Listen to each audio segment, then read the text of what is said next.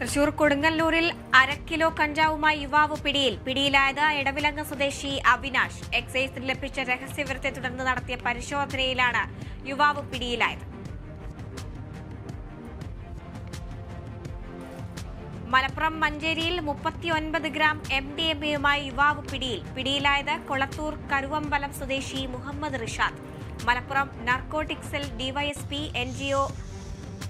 NO സിബിയുടെ നേതൃത്വത്തിൽ മഞ്ചേരി പോലീസും ഡാൻസ് ഓഫ് സംഘവും നടത്തിയ പരിശോധനയിലാണ് പ്രതി പിടിയിലായത്.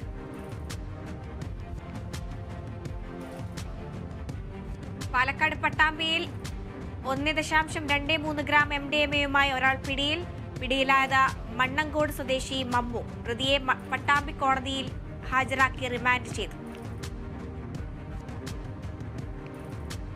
തൃശൂർ കയ്പമംഗലത്ത് 13 ഗ്രാം MDMA-യുമായി യുവാക്കൾ പിടിയിൽ. കയ്പമംഗലം സ്വദേശി ഫരീദ്, ചന്ദ്രാപ്പിന്നി ഈസ്റ്റ് സ്വദേശി സാബിത്ത് എന്നിവരെ പോലീസ് അറസ്റ്റ് ചെയ്തു. മലപ്പുറം എടപ്പാളിൽ ഓടിക്കൊണ്ടിരുന്ന കാറിന് തീപിടിച്ചു. മാറഞ്ചേരി പമ്പാട് സ്വദേശികളായ 2 യുവാക്കളാണ് കാറിലുണ്ടായിരുന്നത്. ബോണറ്റിൽ നിന്ന് പുക ഉയർന്നത് കണ്ട ഉടനെ യാത്രക്കാർ ഇറങ്ങിയതിനാൽ വൻ അപകടം ഒഴിവായി. മലപ്പുറം പള്ളിപ്പടിയിൽ സ്വകാര്യ ബസ്സിന് തീപിടിച്ച അപകടം. ഫയർഫോഴ്സ് എത്തി തീ നിയന്ത്രണ വിധേയമാക്കി. അപകടത്തിൽ ആർക്കും പരിക്കുകളില്ല. 50,000-ലധികം രൂപയുടെ നാശനഷ്ടം സംഭവിച്ചതായി നിഗമനം.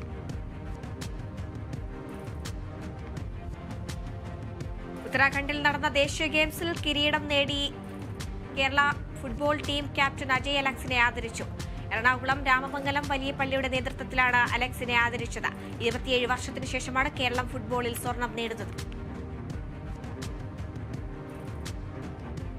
തിരുവനന്തപുരത്ത് നടന്ന 63ാമത് സ്കൂൾ കലോത്സവത്തിൽ ഹൈസ്കൂൾ വിഭാഗം കഥാരചനയിൽ A ഗ്രേഡ് നേടിയ ദേവലക്ഷ്മിയെ Peringottukara Nehru study centre and culture ഫോറത്തിന്റെ നേതൃത്വത്തിൽ അനുമോദിച്ചു.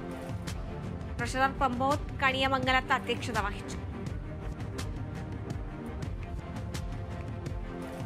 മലപ്പുറം വളാഞ്ചേരിയിൽ E1 ലേഡീസ് കൂട്ടായ്മയുടെ ലോഞ്ചിംഗ് നടന്നു. സ്ത്രീകൾക്ക് നേരെയുള്ള അതിക്രമങ്ങൾ തടയാനും സ്ത്രീകളുടെ ഉന്നമനത്തിനു വേണ്ടിയും പ്രവർത്തിക്കുന്ന കൂട്ടായ്മയാണ് E1 ലേഡീസ്.